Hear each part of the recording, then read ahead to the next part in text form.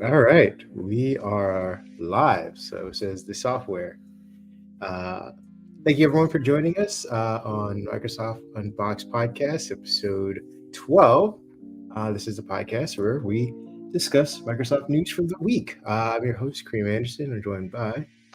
David Allen, we got a lot of good news this week, folks. Got a lot of cool things to talk about. Got some new hardware floating around out there. I'm happy to see that we're getting into early spring and all those things at CES that we were told we would see later. Some of them are starting to pop up. Yeah. Speaking of which, we'll give you a quick rundown. As David alluded to, we'll be talking about the Microsoft Surface event that occurred yesterday. We'll also be talking about Microsoft removing the old PDF view from Edge in lieu of more design UI hints from Adobe. And we'll tell you how that came to be. We'll be talking about StarDock making Object Dock in Windows 10 and 11 a little bit more compatible. For those of you who are out there playing around with those third-party software attachments or programs to make Windows even better. We'll be talking about Bing Copilot and Edge departments now reporting to an official Microsoft AI business. I know Microsoft is all about AI, but ironically, until this week, they didn't actually have an AI business. But now they do, and we'll talk about all of that. We'll be talking about Pal World. We're going to get into some gaming real quick, just showing the strength of indie marketing and development on the Xbox platform and how Pal World helped Xbox have the biggest month in total playtime it's had in a very long time. And I have a couple anecdotes from my own experience in playing Pal World, which is a very fun game. And then we'll kind of round it out with some more Apple news. Apple is in talks with Google to basically run its AI engine or AI development for the iPhone in the future potentially. So we'll get into that and whether that's a good idea, it's a lazy idea, what could come of it. Lots of speculation because that's what we like to do here. All Because no about one the will money. officially talk to us. With that being said, let's get you guys going and get you out with a bunch of Microsoft knowledge for the day. So, you want to tell everybody about the new PDF reader coming to Edge? Yes, as people have probably already well aware, when you open up a PDF in Edge, it's using the Microsoft PDF Reader, which is something they actually built many years ago. So, long story short, guess what? The Adobe crowd is back in play here. As we know, most of us have at least Adobe Reader for opening our tax documents, for example. If you've got any business documents, any business dealings, most likely you're using Adobe to open those products or open those files. And if you do any digital signage of things, you're probably using Adobe in some way. So Microsoft has said, hey, we're just going to adopt parts of the Adobe Reader and drop it right into Microsoft Edge for you. And we're going to get rid of the built in Microsoft PDF Reader. Now, what this brings for you is a little bit better look, a little bit better compatibility, and more accessibility options. And they're looking to go ahead and get this started. We've got a chart on our website in this post for consumer devices. That rollout has slowly started already in March of 2023, and they're planning to have this done by early to mid 2025. So if you're a fan of the Microsoft PDF Reader, those days are going to be slowly numbered, and as they roll them out, you never know when yours might disappear. Now, let me be clear on one thing. There was one comment on this that I saw. Microsoft has stated there is no additional cost for having the Adobe Reader in your browser. And I know that's going to confuse some folks because if you're an Adobe Cloud subscriber, Adobe Acrobat is in there. The Adobe Reader is free, and Microsoft says will remain free. So don't think, well, Microsoft's going to get $1 off my browser now. No, things are going to stay as they are. You'll notice some enhancements in the look, feel, functionality, but that's about it. Yeah, I got nothing else to add to that except bring it on. It was awesome news when they had put the PDF reader in there, and you can use it as your default for people who didn't want to go through the hassle of downloading Adobe Acrobat or using their own Adobe Acrobat reader from their own subscription, or were looking for just a general PDF view reader from the Microsoft Store and didn't know which one to trust. It was great to know that Microsoft had a lot of users back by saying, "Hey, it's just an Edge." But it seems like development for that kind of tapered off after the initial excitement. There are a lot of features that people would like to see with the PDF reader. I know that they brought inking and things like that back about a year or two ago, but there's still some other things as far as text related and kind of being able to format and the ways you save certain things that we can tell by the UI that's up on the screen for those of you who are listening. They are going to be lifting elements from Adobe Acrobat and putting them into this view. So you're going to get more functionality, it looks like, and a nicer view, a more official view. So you're not just saying like, oh, is this just a web page that I need to then convert from HTML to a PDF or anything like that? It looks like, like Adobe Acrobat Reader for those, for all intents and purposes. So I'm excited. Can't wait for this to hit my browser. We'll move on to our next one. And this one's a bit of a doozy, so we'll see how long we sit at this one. We have Apple in the crosshairs of the DOJ. And I love this pick. For those who are listening, it is Tim Cook in front of Congress. I don't know what he's defending in particular, but he'll be doing it again pretty soon. What do you got for us? I think they're going to have to do a lot of defending, to be honest.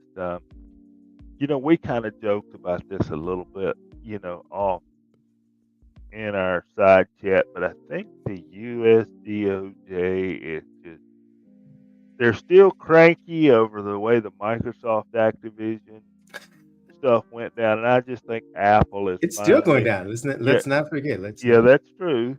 I think Apple is just totally in the crosshairs, and when I read this, I kind of chuckled, and I kind of waited till later in the day to write this up just to see if anything else would roll out that needed to be included. So when I read this, basically what the DOJ is saying is what everybody has been saying about Apple here for the last couple of years. They've cornered the market.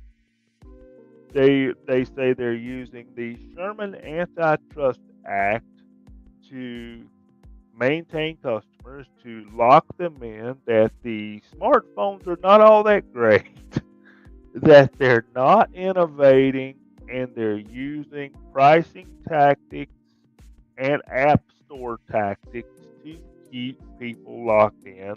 They're saying that some of the Apple devices, in particular the smartphone apps, the accessories, are overpriced, lack innovation. They even pointed out that they have cornered the App Store for cloud streaming services, which we are very familiar with if you're a Microsoft fan, because we know what they did to Xbox Cloud. Just says, no, that's not coming in here. And last but not least, they actually pointed out that Apple Wallet does not allow third-party integrators to put payment options in there. It's just what Apple allows. Then last but not least, let's not leave this one out. This is a big one. iMessage. They say that Apple goes out of their way to make iMessage less compatible and harder to message Android users. Can I get a hallelujah on that? I think there's a lot. Yeah, I think there's a lot of people out there that are going to agree with that, and Apple's going to kick back. Well, we said we were going to RCS this year. Well, I'm going to make one comment on that. We're fixing to be April 1, so Apple, we're a quarter of the way through the year.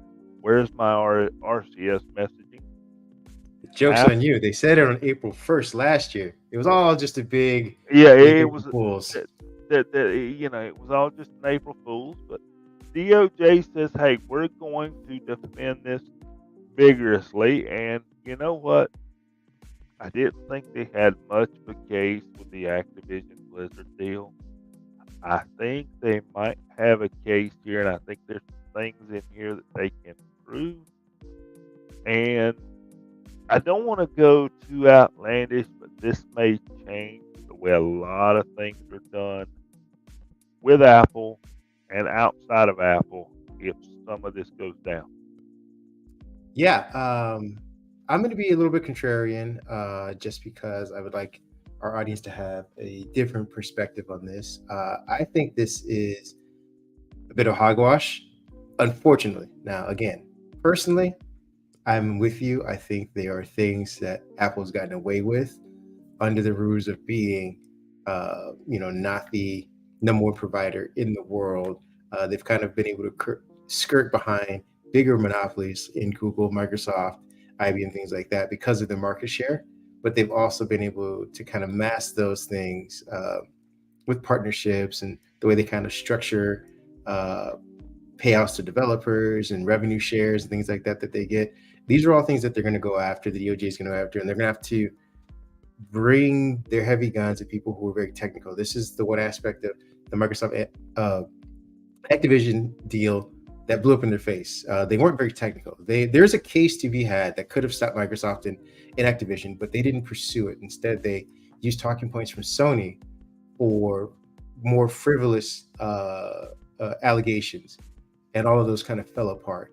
Like I said, there is a technical aspect to cloud, to mobile, to revenue share, things like that, that they could have taxed Microsoft on, especially in regards to the Xbox and the way that they kind of currently have things set up. But again, they went with more Call of Duty as its main argument, and the way that Microsoft had the deal structured for Activision, it kind of really just negated most of that. So I'm hoping that this doesn't repeat itself for Apple. They don't come out and say, "Oh, it's unfair that people are green bubbles," because that's not an argument that's going to stand in court.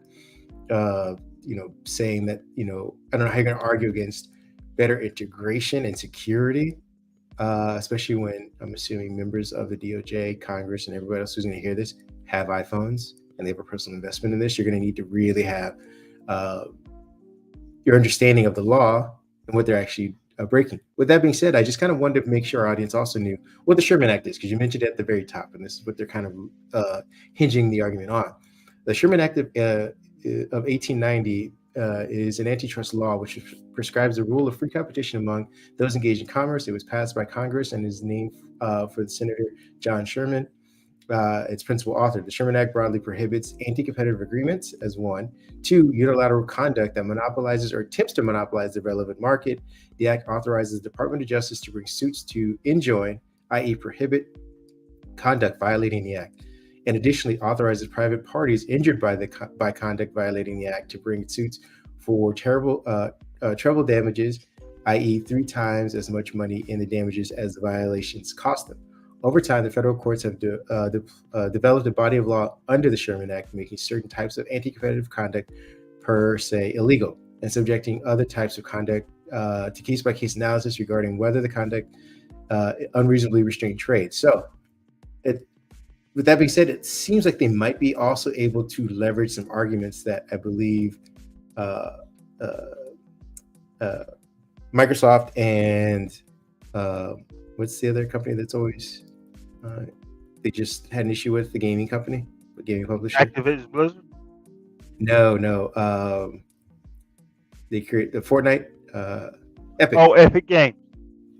They'll probably bring those companies and CEOs in to discuss, their prior grievances, because as it states, it additionally authorizes private parties injured by conduct violating the Act, which, I'm sure they're going to go after the App Store, because that is, one of the largest violations I think people, both developers and users, feel Apple is leveraging in their antitrust behavior. So, like I said, just recently, Apple made the mistake, I think personally made the mistake of kicking Epic off of the App Store in their newfound, re-envisioned version of third-party allowances. and I think it was out of grievances, and they were a little frustrated. They didn't use a very technical way to kick them off, but I believe that will come back into play in this act. We also need to make sure that people don't get their hopes up too much, because this is just the start. They're just now suing. They just made it official. This could go on for 3 to 5 years, and plus appeals after that, before, if anything actually comes of it. So it's going to make headlines now. When they get to court, we start hearing testimony, and we start getting more information from discovery. It'll probably be another shuffling of dust, and then we'll see how things are decided. But to that point, I believe the DOJ had less of a case a few years ago. Apple has now crept over, I think, 52% market share in the US. So it is now the majority of smartphone devices in the US. We'll see. And the DOJ happens to be in the US. So, maybe 5 years ago, when they were under 40, or just hovering about 40, there was no real case to have at that point. But now that they've crossed the majority share, I guess this is a much stronger position for the DOJ to take. So we'll see what comes of it. I'll give you the last word on that before we move on. I agree. I think it's 2024. I'm not expecting Apple or anybody to come out anywhere in the near future and say, "Oh, we're going to change things. We're going to do this." Now, folks, if that's what you're looking for, then no, that's not going to happen. I think I picture this as peeling the onion. I think this is the start of things having to level out. There's going to be a little bit of fair play, and I think there's going to be standards created as to what things are going to be, because we're going to talk about that here in just a minute, even on some other topics. We're becoming more and more digital by the day, and I think what we're seeing over time, if anybody has, listened to Kareem and I's podcast over the last year or so, we're seeing people pushing for a fairness in technology, whether it be your product you're holding in your hands, such as your iPhone, whether it be what you pay for your iPhone, what you have access to, or what everybody charged based on your location. I think this is just part of the process that we're going to go through now. How that turns out, we'll have to wait and see. Great. Period on that topic for now. Pin in it. We're going to move on to Stardock. What does Stardock got for us these days? I enjoy covering Stardock. For those that don't know, Stardock is I'm going to call it a smallish software company, and they do some pretty cool stuff over there to modify Windows, to make Windows easy to use, and add some really cool features. And this time we have Object Dock. And when I first saw the screenshot of Object Dock that they put out, I thought, looks like a Mac to me. It does kind of have that Mac flavor to it.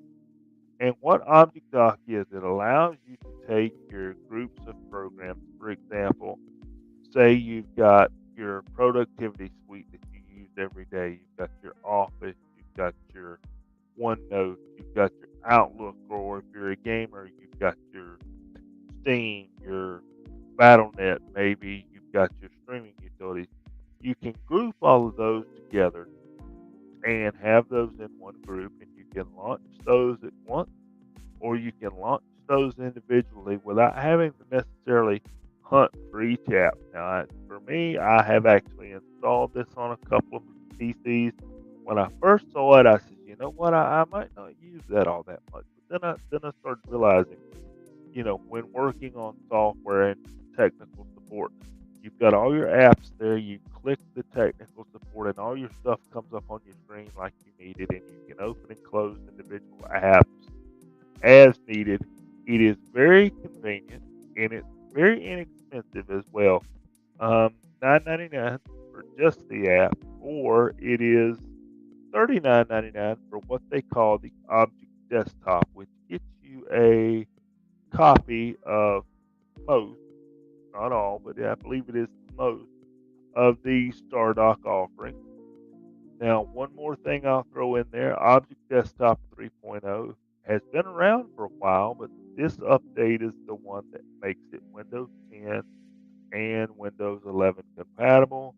The animations have been improved. It supports high resolution displays, and you can customize it by going to wincustomize.com, and you can download many favorite themes for those of you that like to make your stuff look a certain way, or you really dig into making your desktop your personality, and you're not like me who keeps all the factory defaults for everything you use. Um, Go out there, give that a try. I think if you've got a lot of apps, a good daily routine, it'll help you. It does me. Yeah, and you could probably use it on your new devices, which should be coming, I believe, in April. That gives us into our next section, which is the Microsoft Surface event, the highly touted, event that we've been kind of teasing for the last 2 weeks. It came and went with a little bit of a whimper, to be honest with you. And it's only because the audience was for enterprise. There will be another event that's more consumer oriented with some redesigns for the devices, I believe in May, I think it was. So we'll have a month to kind of ingest all of some of the new features that the corporate devices are getting, and then see if those transfer over to ones that you and I will be using. But with that being said, Microsoft had a digital event. It was about 30 minutes long, where they talked about the new Surface Pro 10 and the new Surface Laptop 6.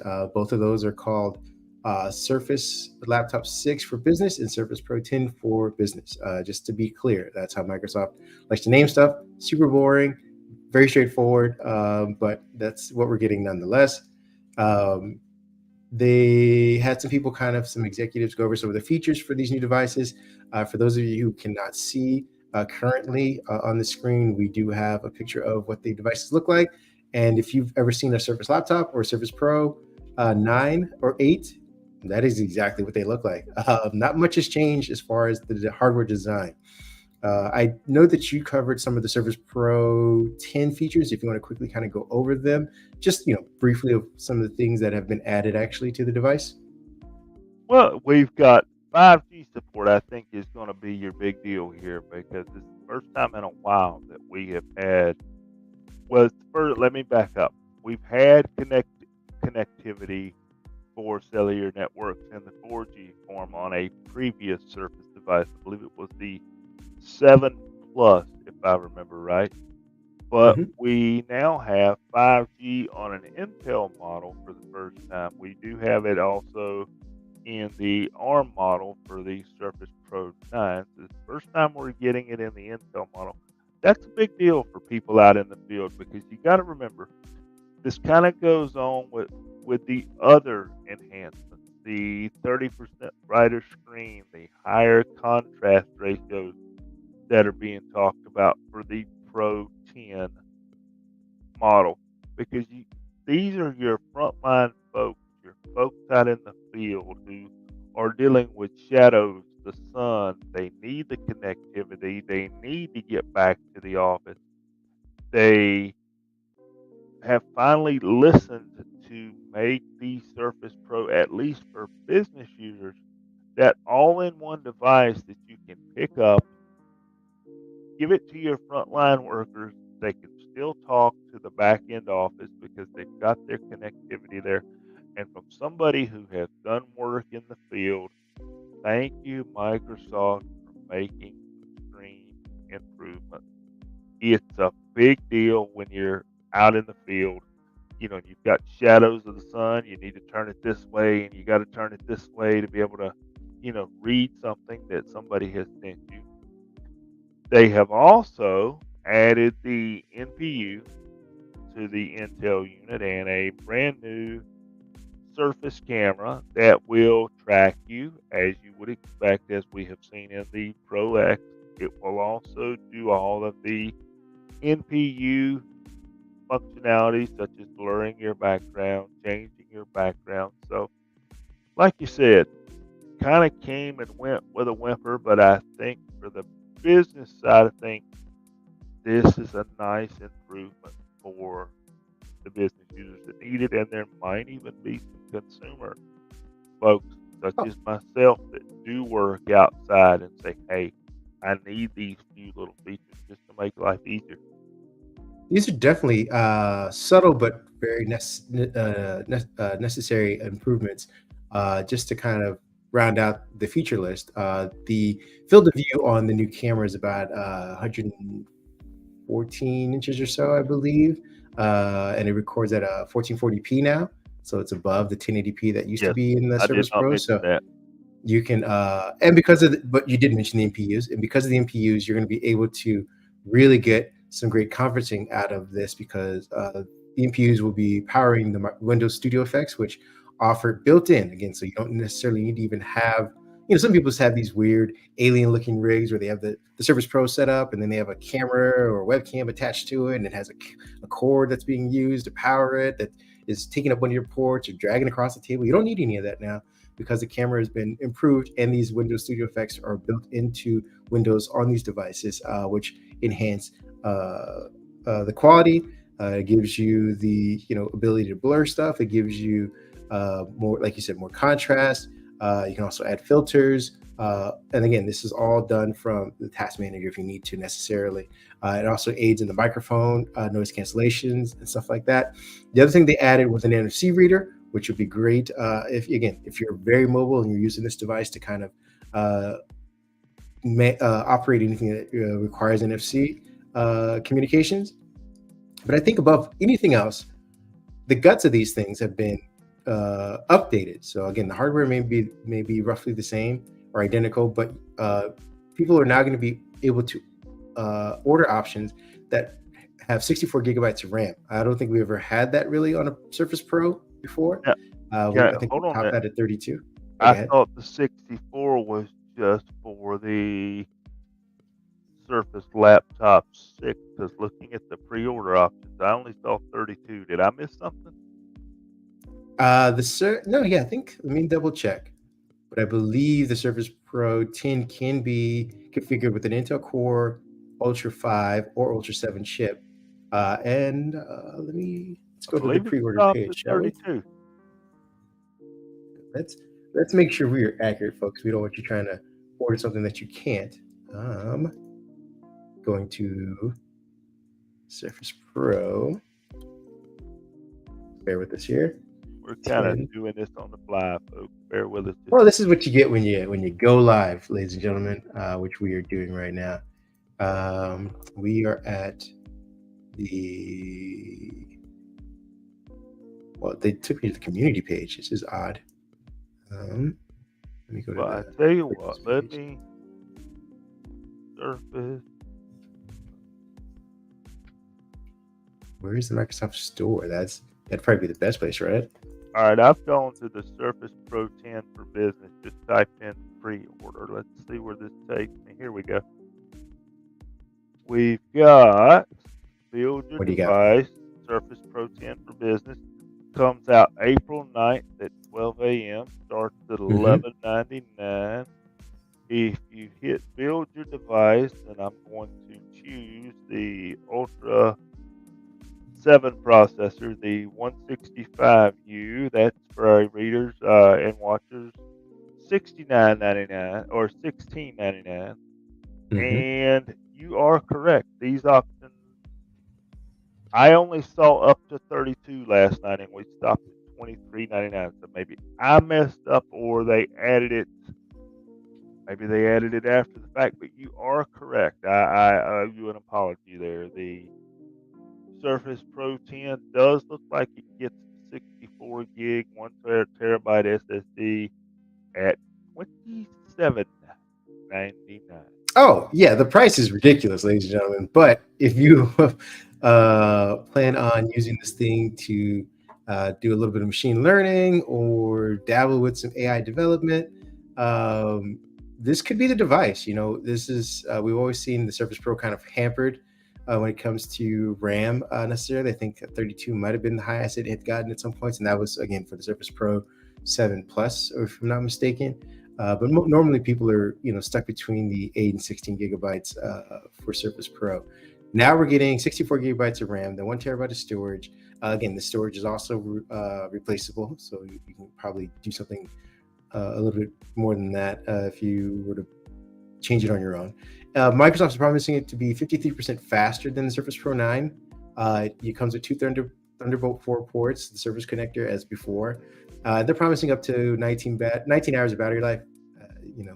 Hold for that testing if we ever get a chance to.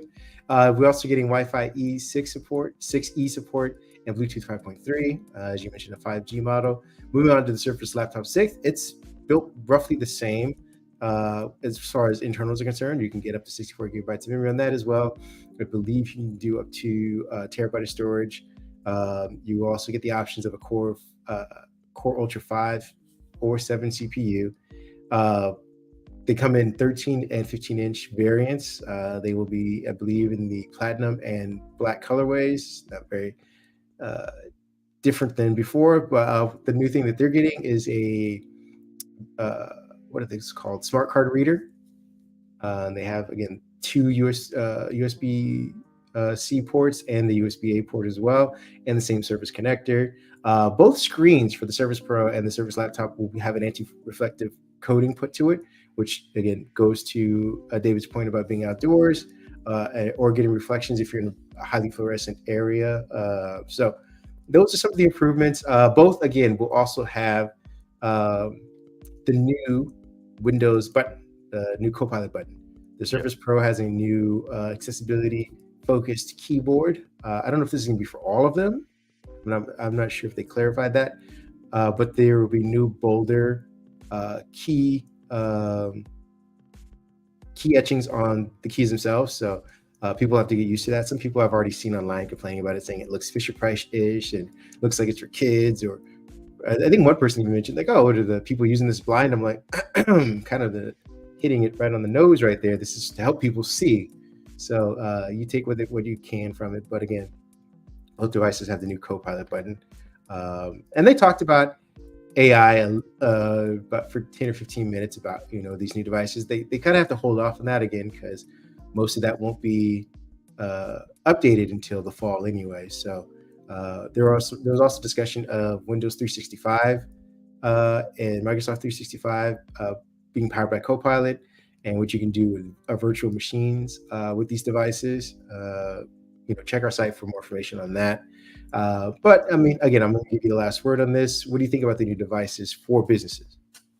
Two things. I think this is a good move for, nice little spec bump for businesses. Remember, folks, businesses don't like big changes because their fleet devices, they're bought usually at some sort of discount. They have integrations into back end software, so the company can keep rolling forward. They don't need to really tinker with all the processor changes that we're hoping to see in the consumer version. I'm happy to see the 64 gigs of RAM in all the devices across the board. I would actually be excited to see the demo if you watch the presentation with a very quick Surface Laptop 6. The programmer was compiling things, and they were showing that the Surface Laptop 6, there is a new H series processor, which is the higher end, the higher wattage in the Core Ultra. So I would be interested to see what can that machine really do. And I do have one thing that if somebody from Microsoft is watching this, I just went through the pre-order pages as if I was going to order a device. I did not see the 5G options in there, so we're gonna have to find out for you. Do those come later? I think they probably do. They tend to do that. And if not, how do you get them? Good question. Maybe you have to have an established wireless partner in place. So if your company uses Verizon or something like that, then they'll give you that option. I don't know. But they tend to roll out the modem versions of the business ones a little bit later. My last bit is that for anybody wondering or interested, no, they are not using NVIDIA graphics GPUs for this. So for those of you thinking like, oh, they bumped it up at least 64 gigabytes of memory, that it might entail that they're using beefier GPUs. They're not. I think they're using the Intel Arc GPUs as well, not the Iris Xe. So you get a little bit more graphics performance, but not by much. And it's all Intel based, so just be prepared for that. So, like I said, if you're doing more machine learning, things of that nature, more data processing sets and whatnot, that's what you prepare for. As far as rendering or outputting, exporting video and large, multi-layered graphics things, that could still be somewhere where you're questionable for the Surface Pro. But moving on, we're going to go to our next topic, which is Microsoft making its AI business official. And I thought I wrote about that. Maybe I just had the wrong slides. There we go. We'll get back to the other one in a second. Yeah, I wrote about this week. Microsoft is basically tapped the co-founders of DeepMind, I believe. And the names are Karen Simonian, I'm probably saying that horribly, and Mustafa Suleiman. They also, the two of them have also co-founded Inflection, which is another AI-driven business. Microsoft has put them in charge of what they call Microsoft AI. So, we said at the top that Microsoft has been all in on AI. They've been talking about Copilot. They've been talking about open AI. They've been talking about, large language models and pre-generative models and things like that. But they didn't actually have their own AI business. We know that they are working on small language models to kind of consolidate some of those resources and work on things that are a little more focused than the large language models and have something of their own, because right now they're partnered with OpenAI. But it seems like they're putting Karen and Mustafa in charge. And under that, they've had a bit of a reorg. What ends up happening is the businesses which are Bing, Copilot, and Edge will now be under this new AI business, which obviously makes sense because these are where they're putting a lot of their efforts in kind of testing the waters with AI. They started with Bing Chat. They put Copilot in Edge. So that makes sense. The CEO of Advertising Web Services at Microsoft, Mikhail Parkin, will soon report to Mustafa as well. Again, that also just makes sense. And he'll also have his principal researcher, Misha Blinko, and the Microsoft's general AI team also report under this guy. And Nadella, I believe, will have Kevin Scott, who is the chief technical officer and executive president of AI. They talk directly. Apparently, two of them talk directly, but he will also be working in partnership or in conjunction with this new CEO. Again, it's interesting to see that Microsoft is telling its internal employees that have been at the company for a while, to now report to this new person. And I don't know how. I mean, again, Mustafa and Karen seem to have a great track record, but it's interesting that they tap them, kind of outsiders, to run this business. And there are two other questions that I will present to you. Maybe you can answer them. What happens to OpenAI now that Microsoft is kind of building its own business? And the second, there was no mention of Windows, which normally would report under the same kind of heading as Bing, Copilot, and Edge, because they all kind of work in conjunction. There was no indication of where Windows or who report, where Windows reports to, because I believe, again, under Panos, all of these businesses were kind of reporting to him, and then he reported to Satya personally. So I wonder is it Mehdi, I believe, is in charge of Windows right now, or at least is kind of watching over it until they can probably have someone more established at the helm. What happens to Windows, and what happens to OpenAI with this new business? I think, let me see if I can untangle this. And some of this is my thoughts of where this is going, and I'm going to kind of lean on our next story here for just a little bit. I think what Microsoft might be looking to do here, they've given their business AI and their consumer AI products a name, Copilot. We all know it. We know what Copilot Pro is. That's what Microsoft is putting in their products. Now, we know about the partnership with OpenAI and Microsoft, and that partnership has come into question. Like, what would happen if OpenAI went away? What would happen if they had a disagreement? What happened, if they decided one day they didn't like each other? I think maybe what you're mentioning is Microsoft is looking into developing language models that are software products that can possibly be licensed or purchased to use by other companies or companies in general that need these language models. Maybe that's why Windows specifically was not mentioned. Now, I could be completely off here, but I think that has something to do with this whole business being formed, or this part of Microsoft being formed. Is AI is going to get bigger than just Microsoft products. And I think Microsoft wants to be there and say, hey, buy our model. Because I know you're going to talk about it here in a minute. Nadella had mentioned on an interview somewhere, I cannot remember where that interview was. Kara Swisher, I believe, in one of her podcasts. Thank you. Where he had said, if something happens to OpenAI, we're fine. We don't want customers to worry about that. And I feel like he was kind of leading us in the direction of, we've got our own language model. We've got our own stuff. We would like to have OpenAI, but they're not necessary to where we're going.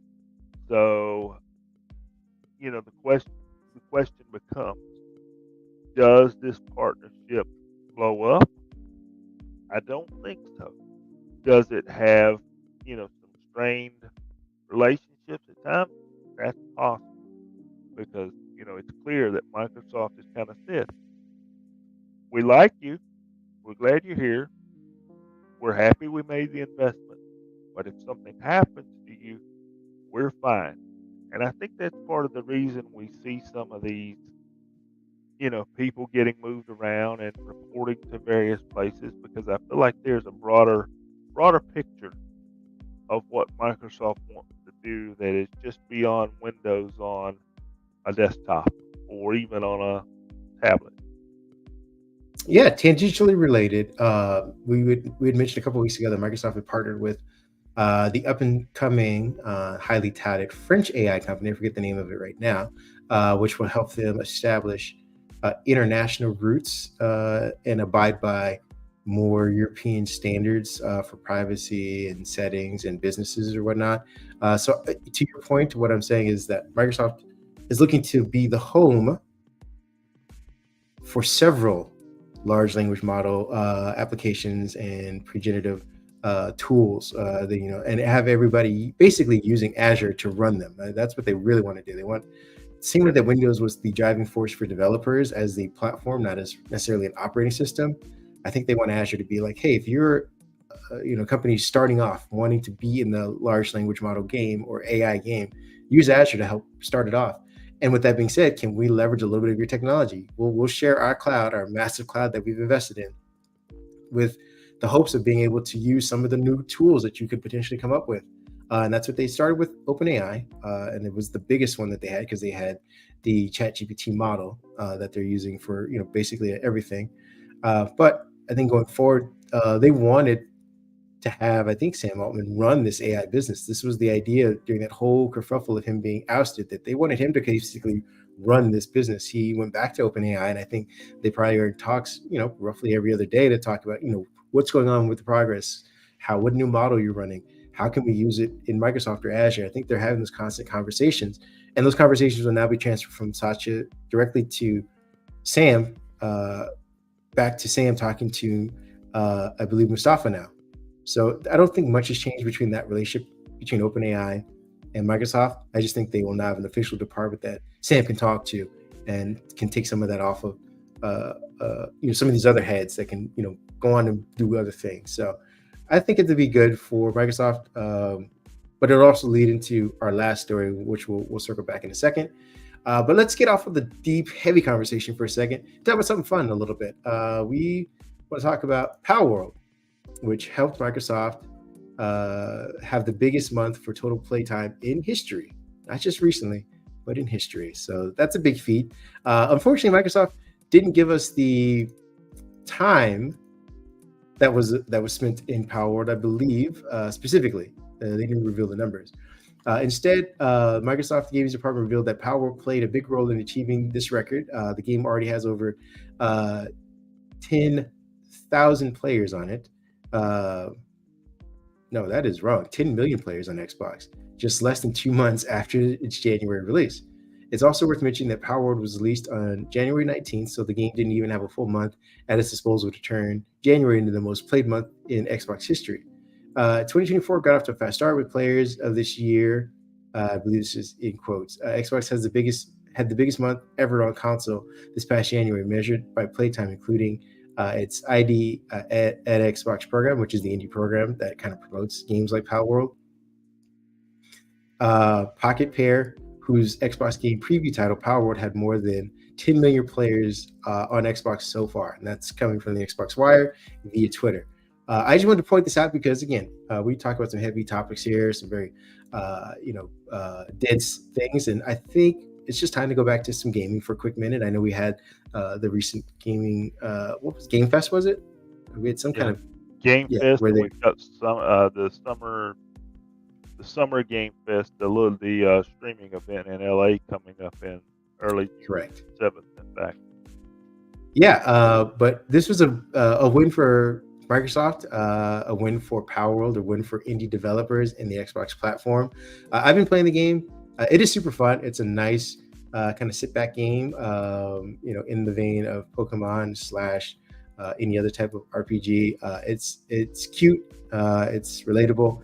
And you can spend tons of time. I don't know if I'm the only person in this game. I didn't know you could do this, but apparently you can die in Power World.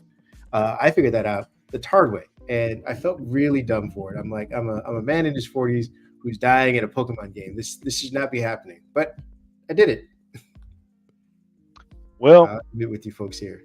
I'll have to say that I have heard of the title, yes, when we have covered it this week, and I have, seen some info about it. I will be downloading it this weekend to check it out and see what it's all about. I do think it's pretty cool to see these indie developers like this succeeding. This kind of speaks to what Microsoft continues to bang the drum about. Indie developers, opportunities for players, opportunities for everybody. Bring it together. Just make content that people want to play, interact with, ingest. When I see stories like this, it makes me happy. It's not about the multi-billion, Activisions of the world. It's not about the Electronic Arts of the world. This right here is what made gaming what it is. This is where gaming started, and it warms my heart and makes me just want to close the laptop here and go fire up some of these indie games and play, because success like this is something you don't see every day. Way to go, Power, as far as I'm concerned. Yeah, and Microsoft is looking to continue backing it. They've come out with, I believe, several Power World themed controllers, and customizations designs. So if you're a fan, if you're one of the 10 million players that hasn't died like myself, you can go make yourself proud by customizing a controller to one of your pals, or maybe have it look like one of your saved places or whatnot. Either way, go out and enjoy the game. We're going to get into our last one, which is a bit heavier. We're going to get into talking about Apple and Google pairing up to tackle AI on an iPhone. I'm going to see. We don't have any solid information on this, so to speak, because there've just been rumors, but a lot of people are reporting on it. They started off the week with this. I believe Monday was the first story that broke. 4 days later, we're getting people who are familiar with the conversations that are going on saying that this is, all but certain. Despite Apple, I believe, saying last week or week before last that they had, they had plans to have big AI announcements, and everyone kind of believing that it was going to be Apple that created its own large language model or whatnot. But anyway. I believe Bloomberg was one of the first to break it, saying that Apple was in talks. They want to say why it matters is because Google can gain scale and within the AI arms race, which is currently behind. because it has 2.2 billion active devices that Google could be helping power with its Gemini AI. Uh, in other words, the partnership, should it come to fruition, makes a massive amount of sense for both sides. I believe Ben Thompson at Trajectory was writing, because currently I believe Google pays what is like 12 to 18 billion dollars, something like that, in order to be the sole search engine provider for the iPhone. I wonder if this is going to help balance those scales. Maybe they bring down the cost of requiring Google to pay if they can leverage Gemini. So maybe instead of paying 12 billion, they pay 8 billion, but they also get all of the Gemini technology baked into several Apple software and services. Investors were super happy about this. I believe when the news kind of broke, I think Google's stock went up as well as Apple's. They went up by like 2 or 4%, if I'm not mistaken. Now, I'm going to get your thoughts on this, and then I'm going to talk about some potential downsides. I think this makes sense. I know there's a lot of people out there, the Apple fan crowd. I want Apple AI. I want it, I want AI. I want to do it the Apple way. I want that integration. But and I understand that. That's what Apple's all about. They're all about integrating everything with their products and everything else in their products and tying you up, which is part of the DOJ stuff that we discussed earlier in the pod. And I get that. But when you're using Google as the search engine for your devices by default, and Google is paying for that, obviously Apple might intend for this to be a long-term relationship. They don't intend to possibly develop their own search engine or change partnerships, to some sort of search engine, or help even build another. So when you've got Google as your search engine, it makes sense that Gemini, the Google AI product, is your AI source, because there's got to be that integration there that pulls it all together. And I feel like if they did anything else, it would be separated. Now, here's the catch on this. I have noticed that Copilot on Android can interact with some device functions. It's going to be interesting how, when you're holding an iPhone in your hand, does that Gemini model react to your own device function? Or how does Apple hook that together, maybe with a small language model for interacting with your specific device? That's my only question, because when you've got Android phones out there, Gemini fits right in. I've also got Gemini on my Android device. It fits in beautifully. You see the integration with Copilot into the Android devices. So how, for the own device function, such as turn the brightness down on my screen, does Siri do that still? Is there a hook between Gemini and Siri and it becomes one? So those are things we've still got to see ironed out. Yeah. To kind of talk about some of the less flashy things about this whole partnership, we have to keep in mind that Gemini is a brand name for a language model that Google produces. So in the vein of Copilot / OpenAI / ChatGPT, that's kind of what we're going to have here. If this works out, is that Apple will still call it probably Apple AI, powered by Gemini. Probably. So similar to how Copilot or Windows is powered by Copilot, or vice versa, whatever. Now the question becomes, because we just had Google lose, what was it, like billions of dollars off their stock evaluation, because they had a mess up with I believe their text to image portion of their large language model, when it was doing some random race switching between historical figures or whatnot. Even with that being said, Apple's looking to partner with them. I wonder why they've had talks at OpenAI that they weren't going to go with OpenAI to just be the underbelly, the foundation of their own tweaked out version of Apple AI, something that they could, compete with. Again, Microsoft doesn't make OpenAI. They don't make the ChatGPT platform. They just leverage it and then brand it and put Copilot on top of it with their own tweaks. I'm assuming Apple's gonna do the same. I just wonder why they're interested in using Gemini's, even though Gemini was just, again, recently kind of going through the doghouse. They're making a lot of the same mistakes that Microsoft and OpenAI are making, but to a much larger degree. And if your device, if you're powering 2.2 billion devices, and people say Apple just works, and you have these issues. So if someone types in like, "Hey, I want to generate a picture of George Washington," and he comes up Puerto Rican, does that now have a bad result for the Apple branding? Like, those are potential things that I see going forward with Apple kind of not having full control or reins over their potential AI. The other thing that comes up in question is, are they going to start asking for a revenue share?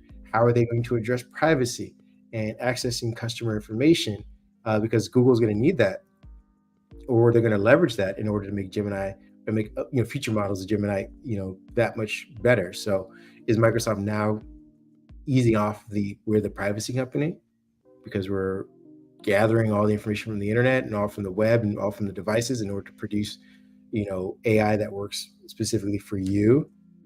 Because there's no way they're going to necessarily be able to do an on-device version of this. We talked last week about the amount of resources it takes to generate these things. These have to be done by servers, and even the servers have to be, they are emitting tons of emissions. They are, draining tons of electricity in order to produce these responses and solutions for people.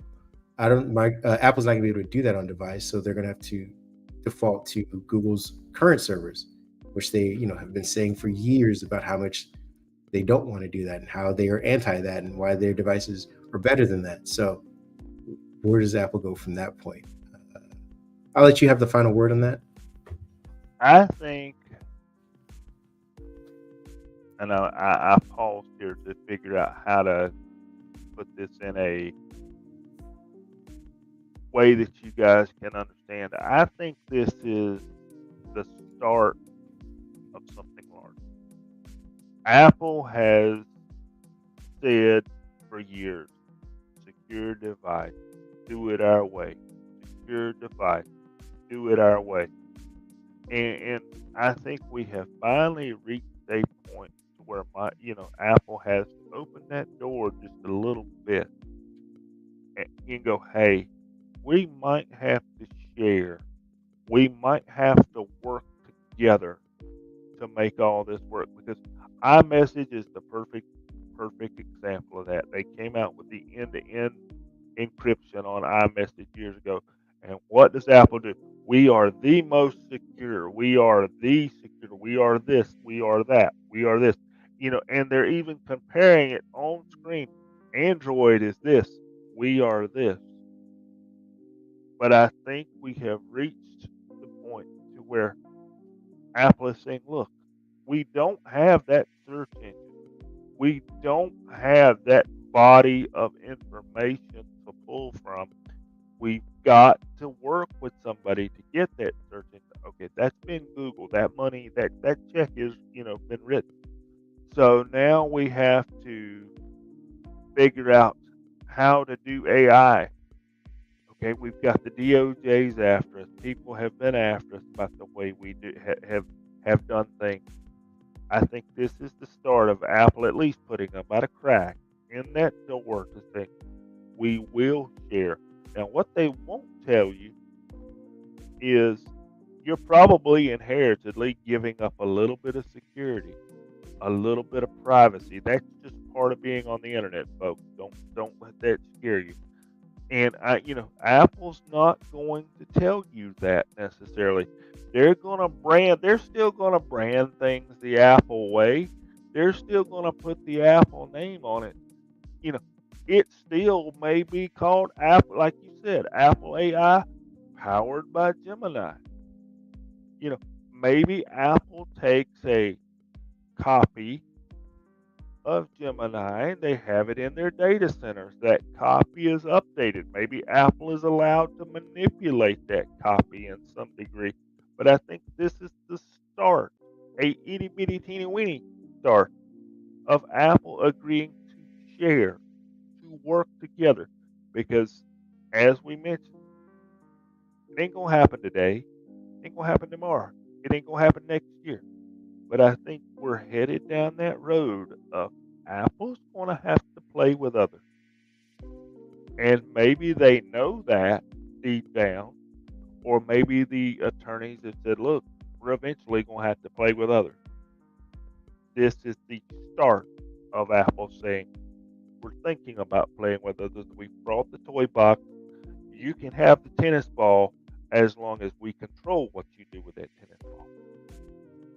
I mean, to your point, Apple will have to start playing well with others.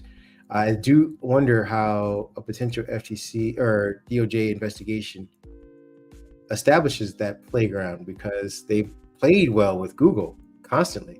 Will they now be forced to maybe play well with OpenAI for this particular thing, because they've done, so many contractual things with Google? It's been a one-sided affair with Apple and Google kind of cornering the market. And the second thing is, does this now just make it a Google monopoly as far as smartphones are concerned? They control search on the iPhone. They control search on Android phones. They control AI on Android phones. They will now potentially control AI on the iPhone, which means they are the monopoly when it comes to AI on smartphones. They will be the monopoly when it comes to search. They are the monopoly when it comes to search on smartphones. That's what I'm wondering, if the DOJ comes in and says, you know what, now that you've partnered and signed with Google, you may need to break that up and go with OpenAI or somebody else, because you guys, the two of you, have colluded to basically lock any and everything else out of smartphones. These are things that won't be answered today. It's going to get messy. But it's going to get messy. But you try not to have a messy week, ladies and gentlemen. We want to thank you guys for joining us for a messy podcast full of questions that were unanswered. We apologize for that. But as the weeks come and go, we'll get more and more answers, and the two of us will be here to deliver them to you. Where can people find you if they have even more questions they want to pose? Ask away, folks. I'm always interested in what everybody's got to say and all these theories. I kind of dig this stuff, and look forward to having this discussion with you every week. So hit me up on DavidPAJ1978. That's Threads or X. I'm on either place. I will make sure to happily engage in this discussion, and I'll even David at MicrosoftUnboxed.com. I don't mind if somebody drops in there, as long as you're constructive about it. I don't mind. I enjoy these discussions. I enjoy these interactions, and maybe some of your thoughts and opinions make it to the podcast here. You can find me at Mindhead1 on Twitter/X. You can find me at Kareem Anderson on Threads and Instagram. Like I said, I talk about tech constantly. So in my off time, I do talk about movies, especially comics and geek-related things. I have been watching the new X-Men cartoon, which is amazing. So if any of you want to talk about that, that's all I'm talking about for the next, 72 hours or so. So hop on board, hop online. We can chat about that, and then we can get back to whether or not Apple and Google are the comic book villains of the smartphone world. Ladies and gentlemen, have a great weekend for the last time. Thanks again, and we will see you next week. Thanks, guys.